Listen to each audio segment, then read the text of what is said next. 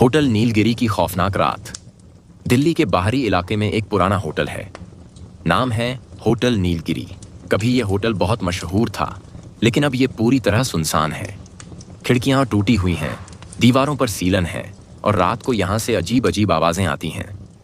लोग कहते हैं कि यहाँ कुछ बुरा हुआ था, खासकर कमरा नंबर 13 में। अंजलि एक 21 साल की कॉलेज स्टूडेंट थी। वो दिल्ली पहली बार घूमने आई थी। उसका बजट कम था, तो उसने ऑनलाइन एक सस्ते होटल की तलाश की और उसे होटल नीलगिरी मिल गया। जब वो होटल पहुंची तो जगह देखकर थोड़ा चौंकी।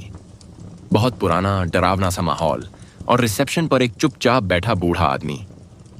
अंजलि ने कहा, एक कमरा चाहिए, अकेले के लिए।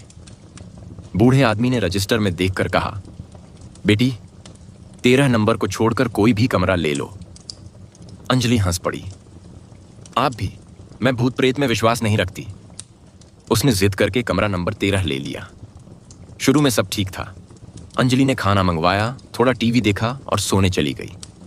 लेकिन जैसे ही घड़ी ने रात के 12 बजाए, अजीब घटनाएं शुरू हो गईं। बल्ब बार बार जल बुझ रहा था, खिड़की खुद ब खुद खुलने लगी और एक ठंडी हवा कमरे में घुस आई। अंजलि को लगा शायद पुराना होटल है, सब नॉर्मल होगा। वो आंखें बंद करके सोने की कोशिश करने लगी। कुछ देर बाद उसे महसूस हुआ कि कोई उसके पास बैठा है, जैसे कोई उसके बालों में उंगलियां फेर रहा हो। उसने घबराकर आंखें खोली, वहां कोई नहीं था। अचानक बाथरूम से किसी औरत के रोने की आवाज आने लगी, धीमी मगर बहुत डरावनी। अंजलि ने डरते डरते बाथरूम का दरवाजा खोला। वहां शीशे में एक औरत की परछाई दिखी। लंबी सफेद साड़ी, बिखरे बाल और खून से लथपथ चेहरा। अंजलि चीखने लगी और पीछे हट गई। तभी कमरे का दरवाजा अपने आप जोर से बंद हो गया। सब लाइटें बंद हो गईं। कमरे में सिर्फ वो और वो डरावनी परछाई रह गईं। वो औरत धीरे धीरे अंजलि की तरफ बढ़ी और बोली, ये कमरा मेरा है। यहां जो भी आता है वापस नहीं जाता। अब तू भी यहीं रहेगी, हमेशा के लिए। अंजलि जोर से चीखी और उसके बाद सब शांत हो गया।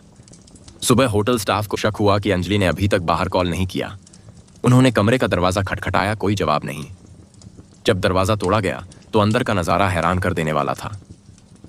कमरा खाली था, अंजलि वहां नहीं थी। सिर्फ उसका मोबाइल टूटा हुआ जमीन पर पड़ा था और बाथरूम के शीशे पर खून से लिखा था, अब वो मेरी है। उस दिन के बाद होटल को हमेशा के लिए बंद कर दिया गया।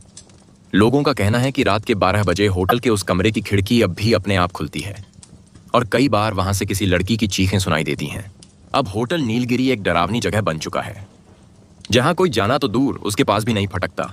अगर आपको ये कहानी पसंद आई हो तो इसे लाइक करें और चैनल को सब्सक्राइब करें।